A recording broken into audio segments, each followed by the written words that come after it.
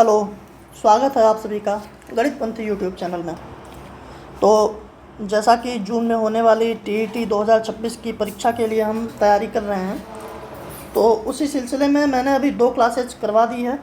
और एक बात आप लोगों से पहले भी बोल रखा हूँ कि परसेंटेज आप लोग जो प्लेलिस्ट नीचे डिस्क्रिप्शन में दी गई है, उस प्लेलिस्ट से जा कर के परसेंटेज के कम से कम 2 लेक्चर्स ख़त्म कर लीजिए। जो परसेंटेज के क्वेश्चंस आते हैं आप लोगों के टीईटी लेवल तक में एग्ज़ाम में, वो जो है बड़े आसानी से आप कवर कर लेंगे केवल उन्हीं 2-3 वीडियो से। 4 वीडियो है, 4 में तो पूरा परसेंटेज हो जाएगा। आप बस 2 देख लीजिए, मैं आपसे कह रहा हूँ क्योंकि अभी सारा कुछ पढ़ाऊँ तो कोई इसका मतलब है नहीं। मैं इंपॉर्टेंट क्वेश्चंस तो सारे करा ही दूंगा, बाकी जो कॉन्सेप्ट एक एक करके धीरे धीरे हर क्लास में क्लियर हम कर ही रहे हैं। आपने अगर 2 क्लास फॉलो की है तो आपको पता होगा। बाकी एडिशनल चीज़ें भी हैं इस चैनल पे, जहां आप जा कर के देख सकते हैं अपने चॉइस के अकॉर्डिंग। जहां आपको दिक्कत हो रही हो या फिर फर्दर कोई दिक्कत आपको है वो आप बता सकते हैं, तो उसके लिए मैं कुछ ना कुछ बना दूंगा, या वीडियो से या फिर जैसे आप चाहिए आप संपर्क कर सकते हैं। तो ये हमारी 3rd क्लास है।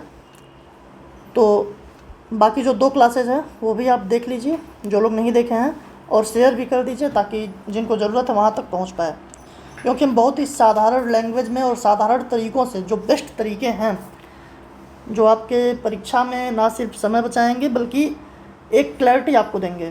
क्लैरिटी आप थॉट्स होना बहुत ज़रूरी है कि आप सही तरीके से अटेम्प्ट कर पाएँ, क्योंकि टाइम पर्याप्त होता है टीईटी की परीक्षा में। तो इसलिए हम तीनों तरीके जो भी एक क्वेश्चन के पीछे लग सकते हैं, जो कॉन्सेप्ट लग सकते हैं, हम बड़े ही सही तरीके से उसको कवर कर रहे हैं यहाँ पे।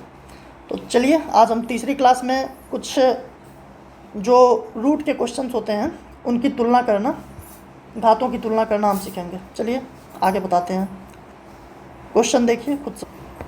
तो जैसे कि अभी हमने विभाज्यता का नियम भी पिछली क्लास में कवर किया है। पिछली 2 क्लासेज में आपने लगभग सारे ही संख्याओं का विभाज्यता का नियम जान लिया है। तो एक ये समझिए कि आपकी प्रैक्टिस के लिए है, आपने जो पढ़ा है उसका यूज करके इसको बताना है। तो आप खुद से अटेम्प्ट कर सकते हैं पॉज करके, बाकी मैं बताता हूँ। ये क्या बोला है, ये एक नंबर है 4 डिजिट का, 1 2 3 4, और 9 का गुणज है, मतलब ये 9 से पूरा कट रहा होगा, पूरा विभाज्य होगा। तो यक्स एक अंक है, तो यक्स का मान आपको बताना है। ठीक है, मैंने आपको क्या बताया था, 9 का गुणज जो भी नंबर होता है वो वही होता है जिसके अंकों का योग 9 से कट रहा हो। तो अंकों का योग मैंने अभी पिछली क्लास में आपको जो करना बताया था, कैसे 5 3 8 1 9, यह तो ख़त्म हो गया। अब यक्स को क्या होना चाहिए, यक्स को या तो 0 हो जाना चाहिए, या एक अंक की संख्या है, मतलब एक अंक ही है, कोई यक्स जो है वो एक ही अंक है, तो एक अंक और क्या हो सकता है, 0 या तो 9। 9 के अलावा और कुछ तो हो नहीं सकता है। तो ऑप्शन में आपके जो भी रहे 0 या 9 वो आप लगा देंगे। कहने का मतलब 3 + 1 + x + 5 आप यही करते, तो 3 1 4 5 9, 9 + x, तो 9 से मतलब 9, अगर 9 इसका अंकों का योग होता तो कट जाता। फिर ये अगर 0 हो जाता तो ये 9 ही रह जाता, अगर ये 0 होता तो। लेकिन इसको आप 9 भी ले सकते हैं, तो ये 18 हो जाता, फिर कट जाता 9 से। तो x की जगह 0 या 9 होना चाहिए।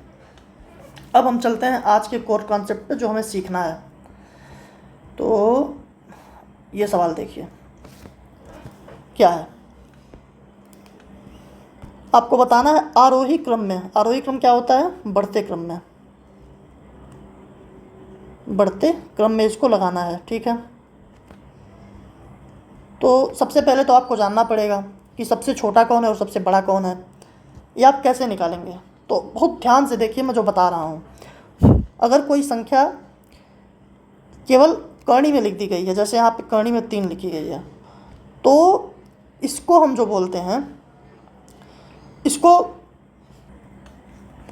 वर्गमूल बोलते हैं, वर्गमूल या फिर द्वितीय मूल, इसको तृतीय मूल, इसको चतुर्थ मूल। मतलब यहाँ जितना होता है उतना इसका मूल निकालते हैं। मतलब कि जैसे कि यह आप क्या बोलते हैं, 4 का वर्गमूल अगर निकालना हो तो 4 को कर्णी में डालते हैं, उत्तर आपका 2 आ जाता है। ठीक है, तो ये 4 का आपने वर्गमूल निकाला, तो वर्गमूल क्या होता है, जब यहाँ 2 होता है।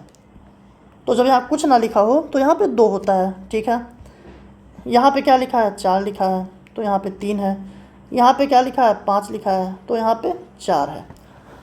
अब मेरे कहने का ये मतलब है कि वर्गमूल निकालना हो, वर्ग निकालना हो, घन निकालना हो, या फिर एक संख्या के साथ चाहे जो करना हो, मतलब घातांक पर्पज में, घातांक के उद्देश्य से चाहे उसके साथ जो करना हो, हर हाल में होता क्या है?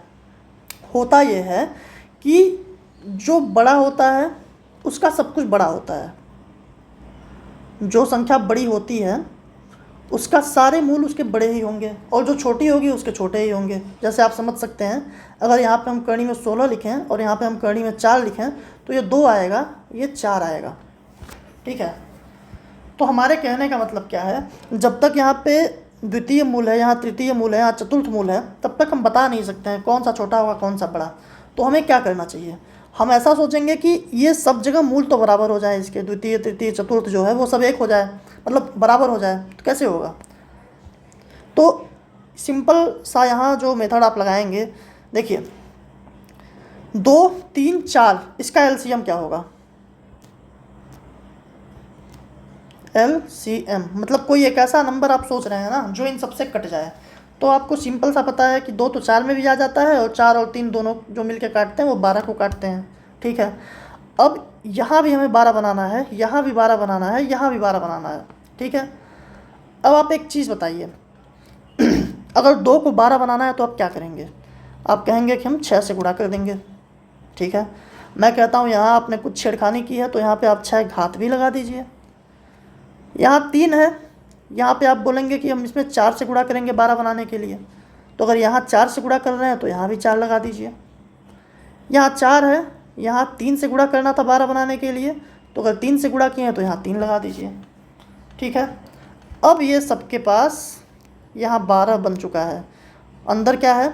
3 त्रिक का 9, मतलब 3 के खाते आप 6 अगर करेंगे तो यानी कि 9 के खाते 3 होता है। तो 9 के खाते 3 कितना होता है? 9 9 81 9 729। ठीक है, यहाँ पे 4 के खाते 4 है, 4 चौक 16, 16 का वर्ग क्या होता है? 256। यहाँ पे आ गया 12। यहाँ पे 5 है, 5 के खाते 3 मतलब 125। यहाँ क्या होता है? 3 चौक 12 हो गया यहाँ भी। ठीक है, अब आप बताइए कौन सा सबसे बड़ा है? तो सबसे छोटी है ये, मतलब आप ये नंबर लिखेंगे, ये हो गई सबसे छोटी, जो यहाँ पे 4 था और यहाँ पे 5 था। इससे बड़ा क्या था? इससे बड़ा होता 256। ये किसका है? 4 वाला, 4 था यहाँ 3 था। इससे भी बड़ा होता ये वाला, अंदर 3 था और बाहर क्या था? 2 था। तो ये आपने निकाल दिया आरोही क्रम। ठीक है, मैं आपको यहाँ एक चीज़ और समझाता हूँ, बहुत ही मुद्दे की चीज़ है। देखिए 2 लिखा है, 3 लिखा है और इसके ऊपर 2 लिखा है। ठीक है, तो अब ये देखिए, ये ब्रैकेट है, मतलब ये एक अवयव है, एक अवयव जो है ये है, और सबके ऊपर एक घात लगी है 2। तो आप इसको ऐसे भी लिख सकते हैं, 2 के घाते 3 मतलब 2 गुणे 2 गुणे 2, तो 8 हो गया, 8 के घाते 2, और इसको फर्दर आप लिख सकते हैं 64। ठीक है, एक बात, अगर हम इसको चाहते, 2 के घाते 3 थी और इसके ऊपर 2 लगा था, ब्रैकेट है ना, ब्रैकेट के बाहर एक घात ब्रैकेट के अंदर, एक घात ब्रैकेट के बाहर, तो इन घात घात का गुणा हो जाता है। तो 2 के घाते 2 3 6 भी लिख सकते थे, और 2 के घाते 6 आपको पता है कि मतलब 2 के घाते, अच्छा देखिए यहाँ पे एक चीज़ और आप कर सकते हैं, इस 6 को आप कैसे लिख सकते हैं? 3 गुणे 2 लिख सकते हैं।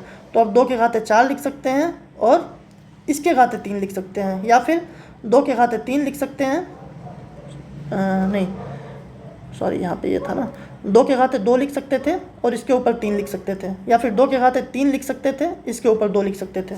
आप स्वतंत्र हैं, मतलब 2 और 3 का अल्टीमेटली गुणा ही होना था। तो आप हर कंडीशन में बता पाते, 2 दूनी 4 के क्यूब में आप 64 बताते, या 2 दूनी 4 दूनी 8 का वर्ग बताते आप 64।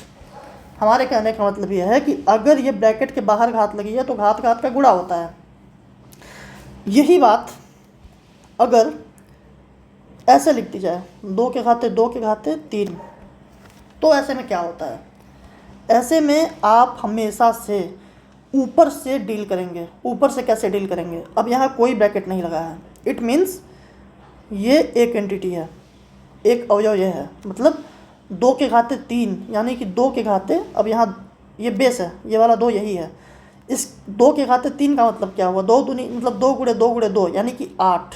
इसका मतलब ये हुआ, अभी आप अंतर समझ पा रहे हैं?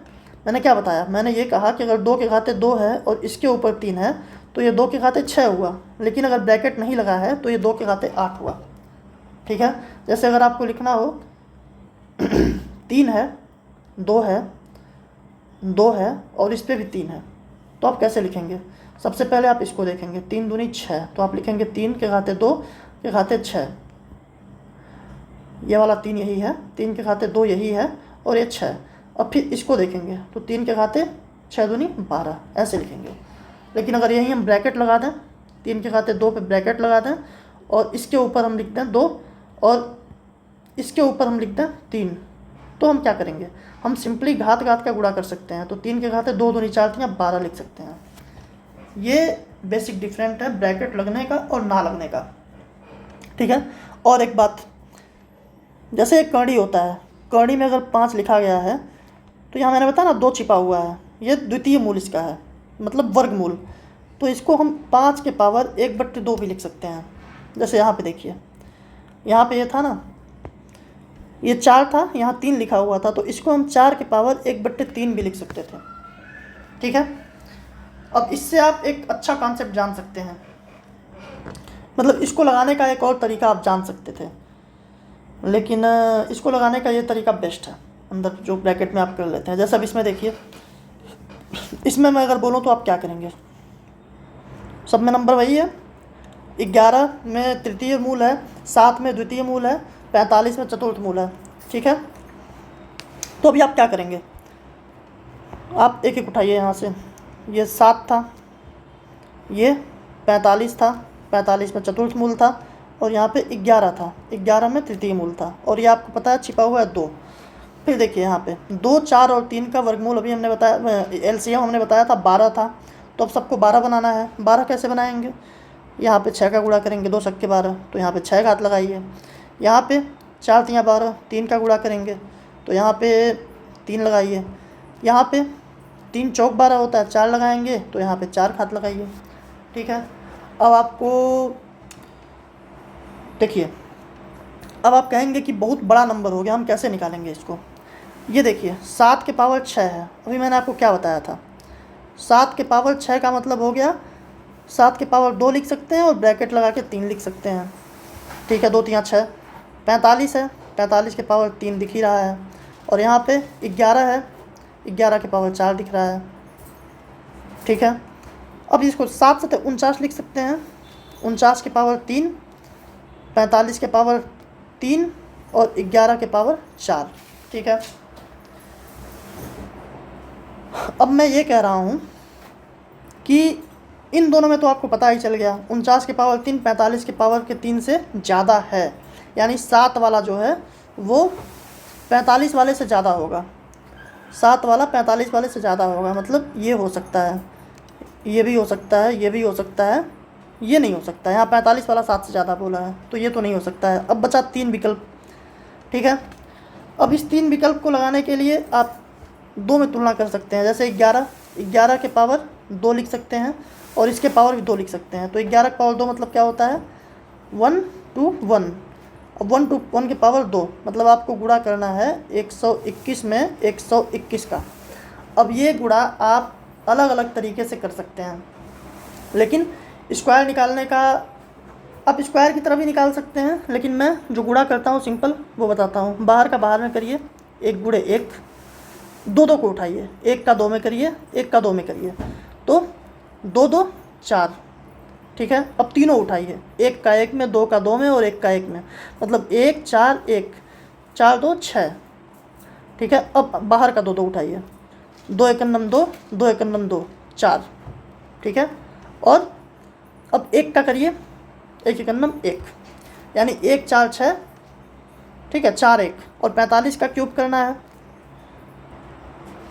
अब 45 का क्यूब आपको करना है, तो आप देखिए 45 का वर्ग कैसे निकालते हैं। जब किसी संख्या के इकाई में 5 होता है, तो ये कक्षा 5-6 में बताया जाता है, तो 5 का स्क्वायर आप करिए 25 हो जाता है। और यहाँ जो भी नंबर होता है, जैसे यहाँ पे 45 है ना, 45, तो ये जो 4 है, 4 में आप 1 बढ़ा के गुणा कर दीजिए, मतलब 5 का, और यहाँ लिख दीजिए 4 5 20। तो अब यहाँ आपको पता चल गया 2025 हो गया इसका स्क्वायर, और एक 45 और अभी गुणा करना है तभी 3 घात होगा। तो आप एक बात बताइए, यहाँ पे 14,000 केवल था, यहाँ 2,000 ऑलरेडी मिल गया है। 2 सत्ते 14, 7 बार भी गुणा हो जाए तो इतना हो जाएगा, यहाँ 45 बार गुणा होना है। इट मीन्स 45 वाला डेफिनेटली जो है ये 45 वाला 11 से बड़ा होगा। ठीक है, तो यहाँ पे 45 वाला 11 से बड़ा है। यहाँ पे देखिए छोटा दिया हुआ है, यहाँ पे देखिए छोटा दिया है, तो यही एकमात्र ऑप्शन है जो सही हो जाएगा। ठीक है, थोड़ा इसमें कैलकुलेशन भी आपको पेचीदा लग सकता है। ये अच्छा क्वेश्चन मैंने उठाया था सबसे बड़े लेवल का, इतना बड़ा आपसे नहीं पूछेगा, आपसे यही से पूछे जाएंगे जो आसानी से कैलकुलेट हो जाएंगे।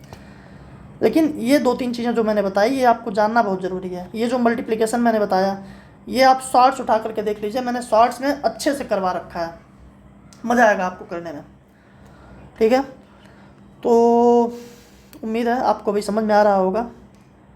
अब यहाँ पे आप देखिए, अभी मैंने आपको समझने के लिए कर्णी वाला बताया था ना। अब बताइए, अगर ये 2 के पावर 1/2 लिखा है, इसका मतलब क्या है? इसका मतलब ये यही तो है, 2 जो है वो कर्णी में है, यहाँ पे 2 है।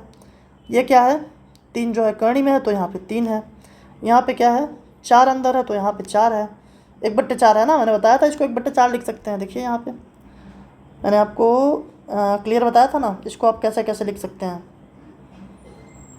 कहाँ बताया था, यहाँ पे मैंने बताया था ना, 5 की पावर अगर ये था तो 5 की पावर 1/2 लिख सकते थे। ठीक है, तो वैसे लिख रहे हैं। 4 है तो बाहर 4 लिख दिए, 6 है तो रूट के अंदर अगर 6 है तो बाहर 6 लिख दिए। ठीक है, 12 है तो बाहर 12 लिख दिए। अब फिर वही बात करना है, सबको बराबर करना है। तो 2 है, 3 है, 4 है, 6 है, 12 है। ये बताइए एलसीएम क्या होता है?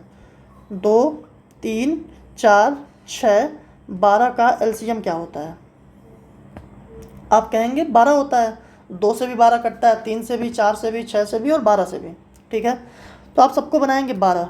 इसको बनाने के लिए क्या करेंगे, 2 छक्के 12 तो यहाँ 6 घात। इसको बनाने के लिए 4 तियाँ 12 तो यहाँ 4 घात। इसको बनाने के लिए 3 चौक 12 तो यहाँ 3 घात। इसको बनाने के लिए 6 दूनी 12 तो यहाँ पे 2 घात। इसको बनाने के लिए 12 एक 12 तो यहाँ 1 घात। अब क्या आ गया, 2 के पावर 6, मतलब मैंने बताया था ना 2 के पावर 6 मतलब 64। 2 गुणे 2 गुणे 2 गुणे लिख सकते हैं, तो ये हो जाएगा 64। ये कितना होगा, 3 त्रिक 9, 9 का स्क्वायर, ये हो जाएगा 81। ठीक है, ये 4 चौक 16 चौक के 64, ये 6 के 36, ये 12। ठीक है, तो सबसे बड़ा कौन निकला इसमें से? ये वाला निकला, ये वाला। ख़त्म, ये भी आसान था। अब देखिए यहाँ पे आरोही क्रम में व्यवस्थित करना है, फिर से वही बात। ये 2 है, यहाँ पे 2 लिखा होगा, मतलब ये √2 है तो यहाँ 2 लिखा होगा। ये 3 है, यहाँ 3 लिखा है। ये 4 है, यहाँ 4 लिखा है। तो आप इसको फिर से बराबर करेंगे, 2 और 3 और 4 इनका जो एलसीएम होता है 12, इसका भी होता है। 2 छक्के 12, 3 चौक 12, 4 तियाँ 12। तो 2 छक्के था तो यहाँ 6 लगा दिए, 3 चौक था तो यहाँ 4 लगा दिए, 4 तियाँ था तो यहाँ 3 लगा दिए। अब फिर ये 2 के पावर 6 मतलब क्या होता है, 64। 3 के पावर 4 मतलब क्या होता है, 3 त्रिक 9, 9 त्रिक 27 तियाँ 81। 4 के पावर 3 मतलब 64। हाँ, तो अब क्या हो रहा है, आप एक चीज़ देखिए, ये और ये तो बराबर हो गए। देखिए ये वाला यहाँ भी है, यहाँ भी है, ये दोनों तो नहीं होगा क्योंकि बराबर वाला ही होगा। अब बस ये देखना है कि जो तीसरा वाला बच रहा है ये इनसे बड़ा है कि छोटा है। तो ये इन दोनों से बड़ा है, मतलब ये दोनों बराबर हैं, ये इससे छोटा हो गया।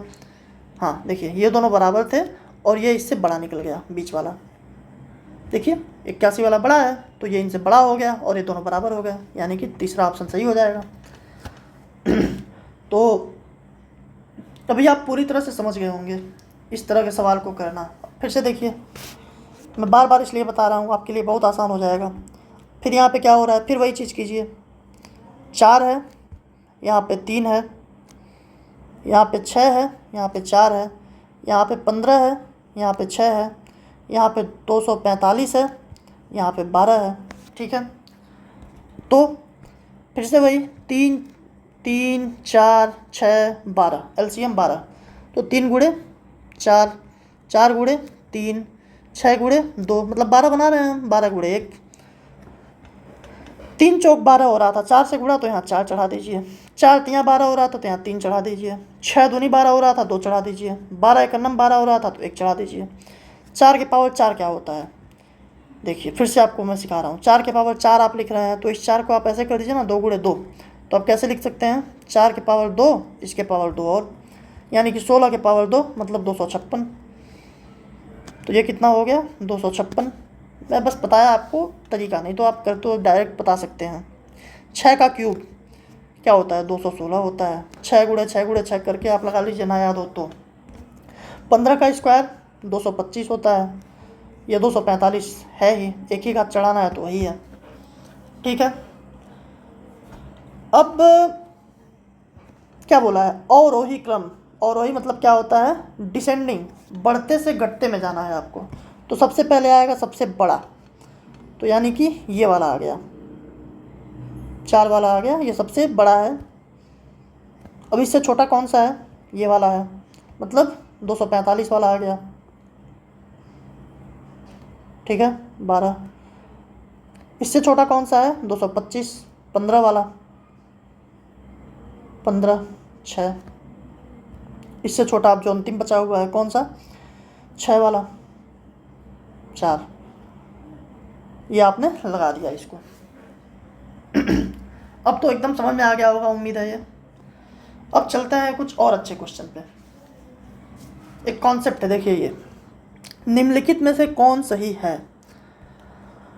ऐसे सवाल अभी तक टीटी वगैरह में तो नहीं पूछे गए हैं, लेकिन पूछ सकता है। अगर पूछेगा तो आप परेशान हो जाएंगे इसमें बताना। तो ऐसे सवाल में आपको नोटिस करना है एक पैटर्न। ये क्या है 11, ये क्या है 7, 11 + 7 कितना होता है 18। ये क्या है 10, ये है 8, 10 + 8 कितना होता है 18। ये क्या है 17, ये क्या है 11, 17 + 11 कितना होता है 28। ये क्या है 15 + 13 कितना होता है 28। आप क्या देख पा रहे हैं, इसका सम बराबर है। ऐसे में आपको अगर बताना हो कि बड़ा छोटा कौन सा है, तो आप 11 गुणे 7 कर दीजिए, मतलब इन दोनों का गुणा कर दीजिए, और इधर इन दोनों का गुणा कर दीजिए, 10 गुणे 8। ठीक है, इसमें से जो बड़ा छोटा होगा वही बड़ा छोटा होगा। जैसे 77 है, 80 है, कौन सा बड़ा हुआ, आपने बोला 80 हो गया। इसमें देखिए 17 था 11 था, तो 17 का 11 में गुणा करेंगे तो क्या होगा, 17 का नाम 17, 7 हासिल लगाया, 17 का नाम 17 1 18, 187। ये मैं ऐसे करके बता रहा हूँ, नहीं तो ये पता ही होता है, 17 धाम 170 और 17 और जोड़े तो 187। 15 का 13 में करना हो तो 150 और 15 तियाँ 45, मतलब 195। ठीक है, इससे ही लिखते हैं। ये 187 था और ये कितना हो गया 150 और 45 195। कौन सा बड़ा हुआ, ये बड़ा हुआ। ठीक है, तो इसमें क्या दिया है, ये वाला बड़ा दिया है, जबकि ये ऐसे होना चाहिए था तो ये गलत हो गया। इसमें यही बड़ा हो रहा था तो ऐसे ही दिया, सही हो गया। अच्छा, अब इसमें रीज़न क्या होता है ऐसा होने का, आप समझिए। जैसे अगर ये 11 है, और मैं आपसे दिखाता हूँ आपको, मतलब आपको बस ये जानना था, बाकी मैं आपको बस बता रहा हूँ ताकि आप ये मत सोचो कि ये क्या हो रहा है, कौन सा फार्मूला लग रहा है। मैं कभी भी ऐसा कुछ नहीं बताऊँगा जो जादू की तरह आपको लगे कि यार क्या हो गया, ऐसे कैसे हो गया। बात सिंपल है, हम बेसिक को जितना स्ट्रांग रखेंगे उतना हम मैथ में अच्छा कर पाएंगे।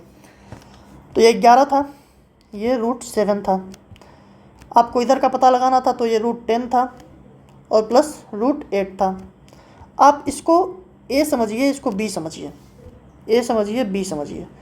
ए प्लस बी का जो होल स्क्वायर होता है क्या होता है, A square plus B square plus 2ab, यही होता है।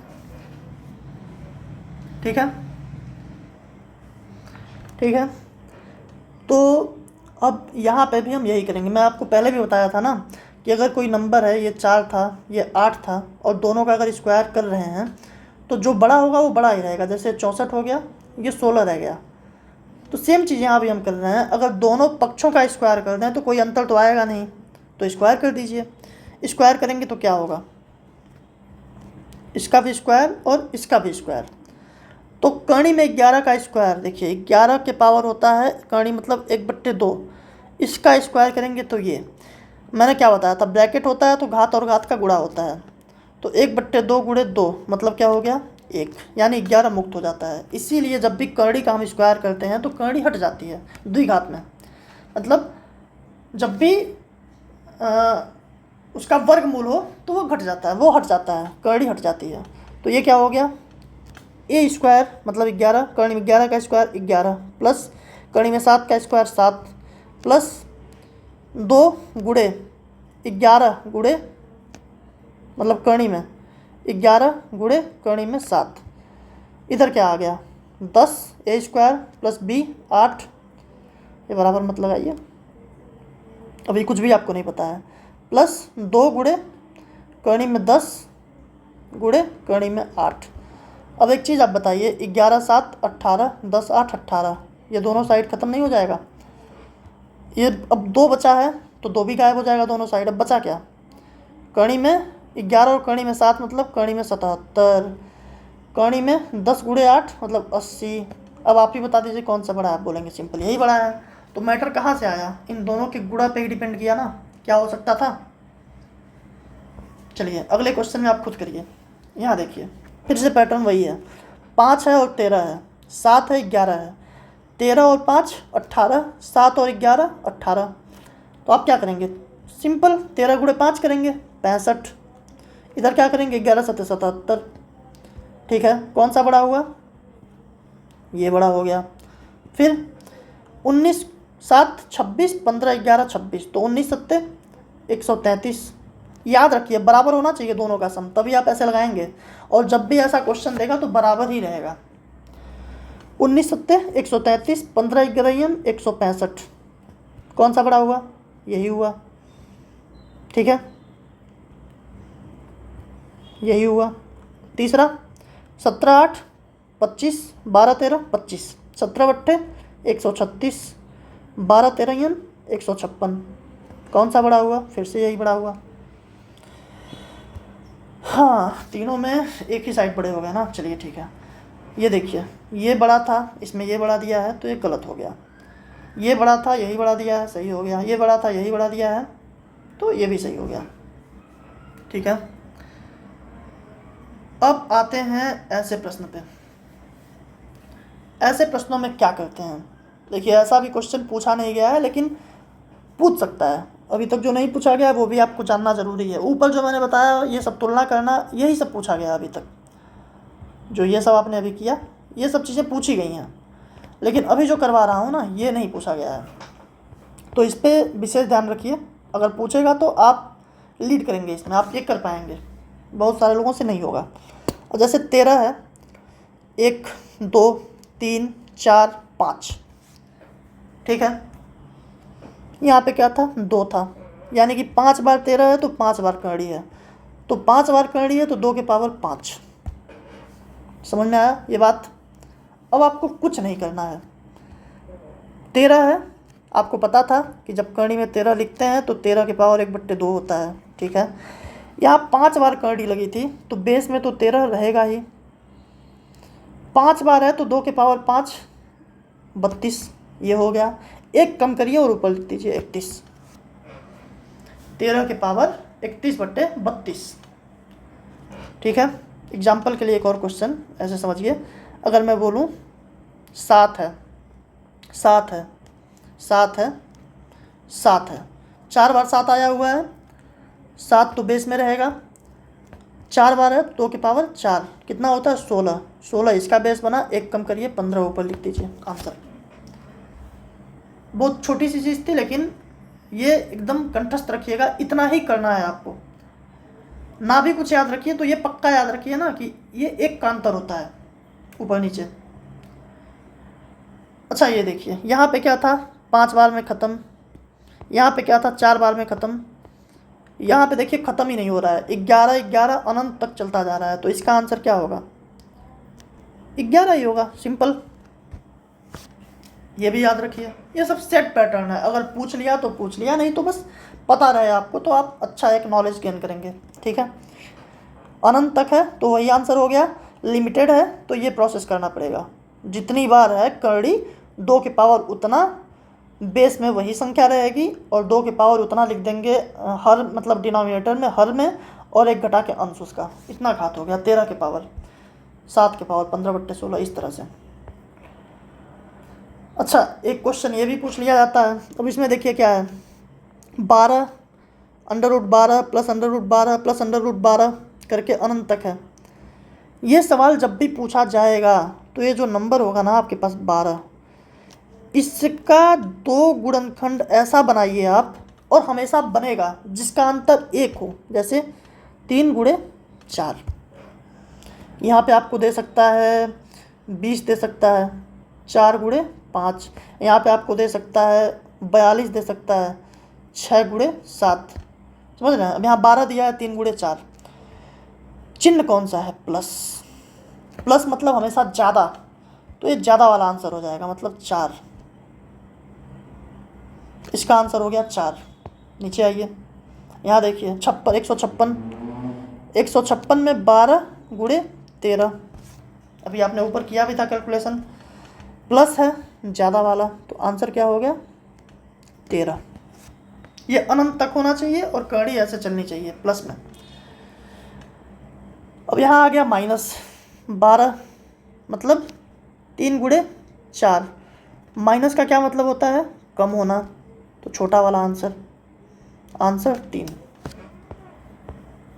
ठीक है, आंसर क्या आ गया? 3 आ गया। अब मैं आपको एक ऐसे बताता हूँ सवाल। आप यहाँ मान लीजिए 56 है, -56 है, -56 है, ठीक है, अनंत तक है। ये क्या बोलेंगे आप?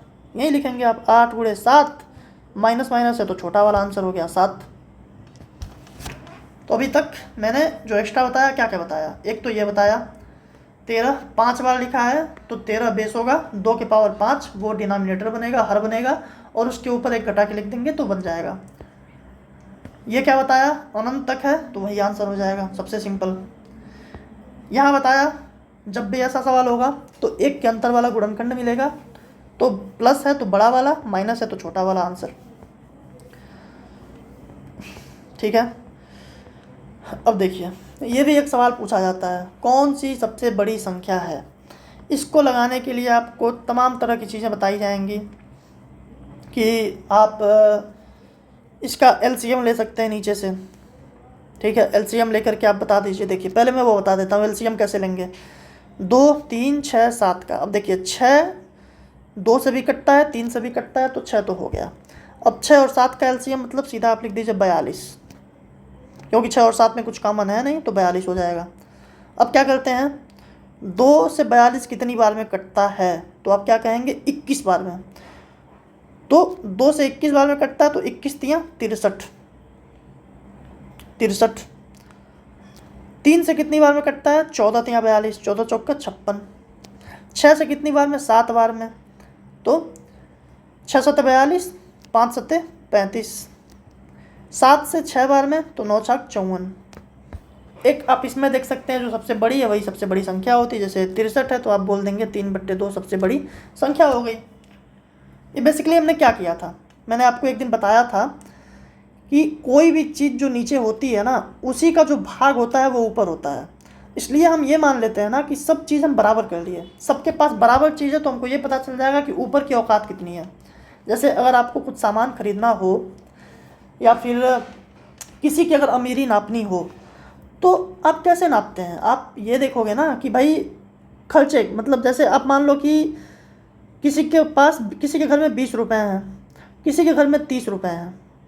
ठीक है, मैं कह रहा हूँ कि इसको भी, मतलब इसके घर में भी सबको 5-5 रुपये मिल रहे हैं, ठीक है, और इसके घर में भी सबको 5-5 रुपये मिल रहे हैं।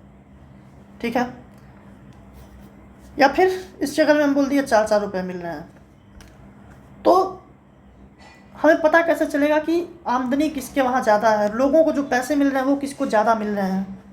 ये चीज़ कैसे पता चलेगा? बेसिकली मैं क्या समझा रहा हूँ, अगर मैं नीचे यहाँ पे बोल दूँ कि 50 रुपये या फिर कोई सामान 50 है, दोनों कंडीशन में, और इस 50 में से हम बात कर लेते हैं 12 की, और इस 50 में से हम बात कर लेते हैं 35 की, तो हम कहाँ ज़्यादा, मतलब नंबर ही ले लीजिए, एक बच्चे का नंबर ही, तो हम बोलेंगे 35 वाला ज़्यादा पाया है। लेकिन अगर यही चीज़ हम ऐसे बोल देते कि 46 है और यहाँ पे हम कुछ भी रख देते, ऐसे 60 रख देते, तो आप कैसे बताते? 60 में 46, 50 में 35, भाग देते, परसेंटेज निकालते तो आपको पता चलता। लेकिन यही जैसे हमने 50 बनाया, आपने बता दिया कि अरे ज़्यादा नंबर तो यही पाया है। तो बेसिकली हमें बेस इसलिए बराबर करना पड़ता है। संपूर्ण जो होता है ना, वो बेस यही होता है, जो पूर्णता की बात करते हैं।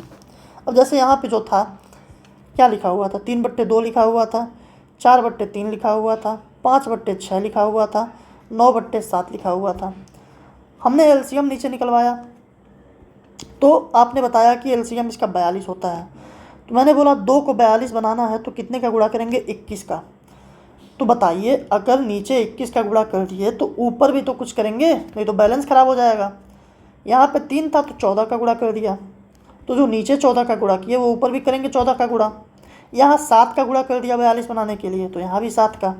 यहाँ 6 का गुणा कर दिया तो यहाँ भी 6 का गुणा। अब आप क्या देख रहे हैं? 21 दिया 63/42, 14 चौक को 56/42, ठीक है। 7 छक 42 नीचे भी है, 5 सत्ते 35, 7 छक 42 नीचे भी है, और 9 छक 54। अब बात क्या है? आप एक बात अब देखो कि 42 के ऊपर 63, 42 के ऊपर 56, 42 के ऊपर 35, मतलब 42 का हम 63 हिस्सा कर रहे होंगे। आप सोचो, अगर 42 का आप 63 हिस्सा करेंगे, 42 का यहाँ 56 हिस्सा करेंगे, नहीं मतलब ऐसे आप समझो, 63 रुपये को, मतलब 63 रुपये हैं 42 जन में बांटना है, 56 रुपये हैं 42 जन में बांटना है, 35 रुपये हैं 42 जन में बांटना है, 54 रुपये हैं 42 जन में बांटना है। तो ये बताइए किस 42 जन में ज़्यादा रुपये मिलेगा? 63 रुपये अगर बांटेंगे तो इन लोगों को ज़्यादा मिलेगा, 56 बांटेंगे थोड़ा कम मिलेगा, 54 बांटेंगे उससे थोड़ा कम, 35 बांटेंगे उससे थोड़ा कम। तो एक ये तरीका है जो आप ऐसे करके लगा पाते हो।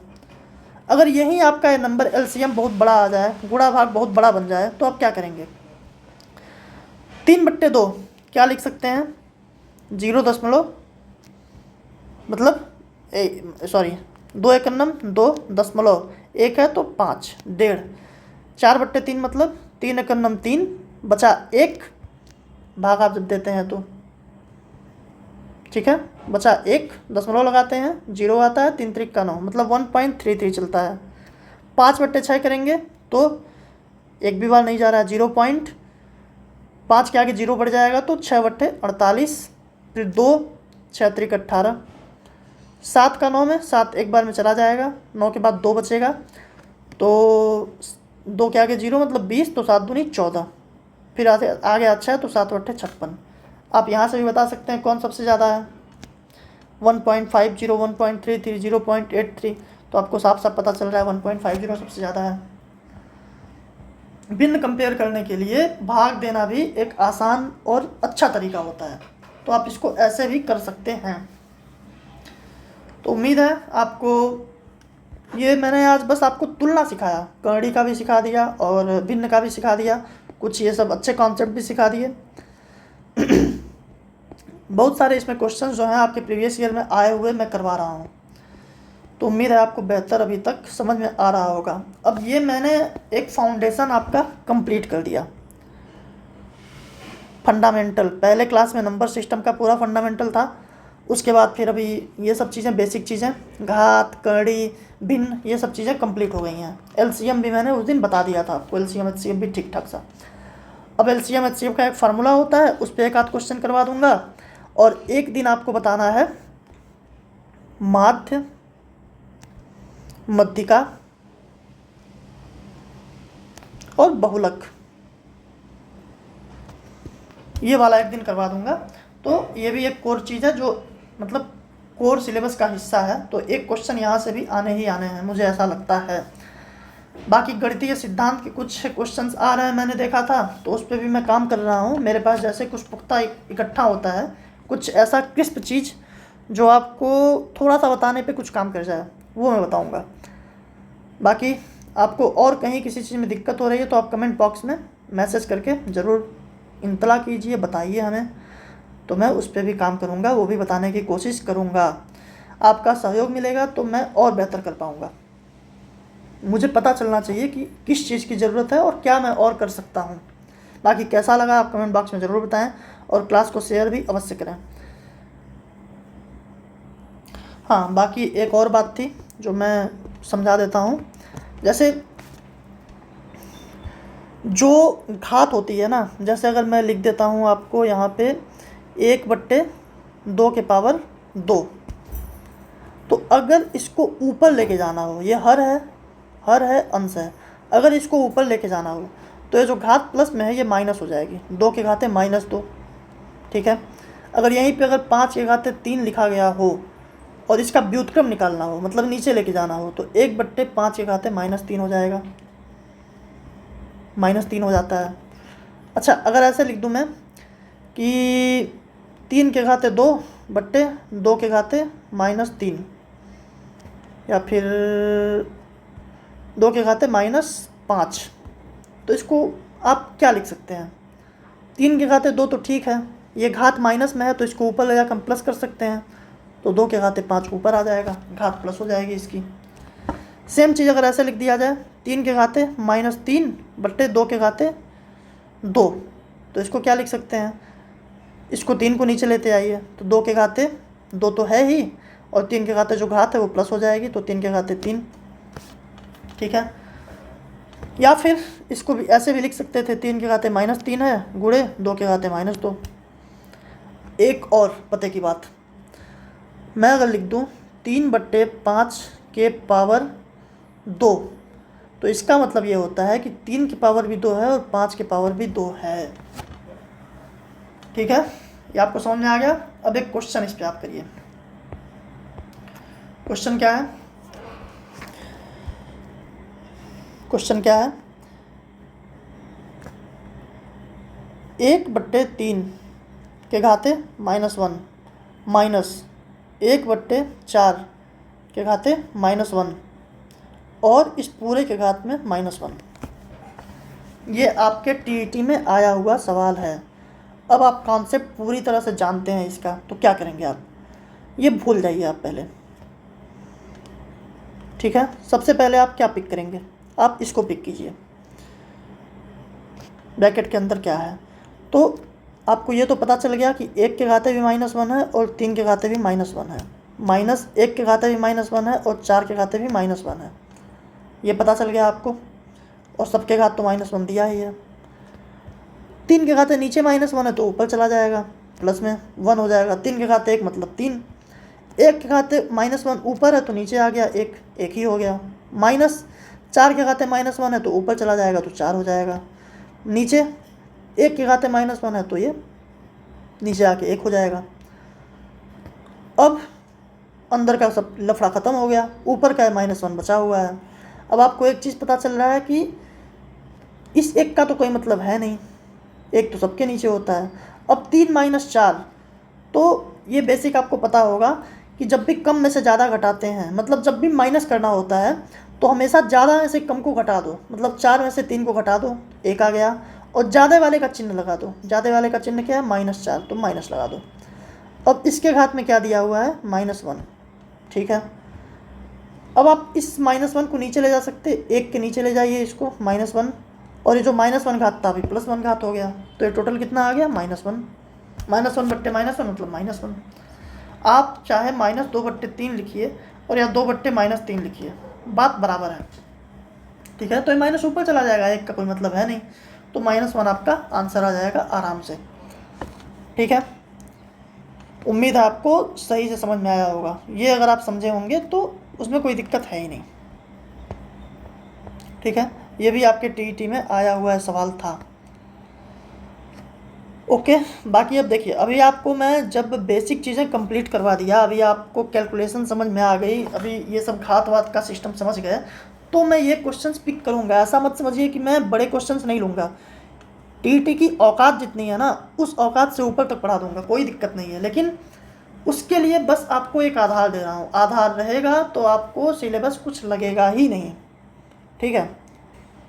बाकी मेंसुरेशन के भी अच्छे 2D क्वेश्चंस आ रहे हैं, आयत, त्रिभुज, इन सब चीज़ों में। तो इन सब चीज़ों में भी त्रिभुज का बेसिक, त्रिभुज का, चतुर्भुज का, इन सब का मैं करवा दूँगा। एक क्लास में मैं त्रिभुज और एक क्लास में चतुर्भुज उठा लूँगा, और साथ ही साथ जो बाकी घात के क्वेश्चंस रहेंगे उनको भी धीरे धीरे निपटवाऊँगा मिसलेनियस बना के। तो निश्चिंत रहिए, हम 8 से 10 क्लासेस भी चले जाएँ तो जाएंगे, लेकिन सिलेबस को पूरी तरह से निपटाएंगे। बाकी कैसा लगा कमेंट बॉक्स में ज़रूर बताइए और शेयर कीजिए। थैंक यू, मिलते हैं अगली क्लास में।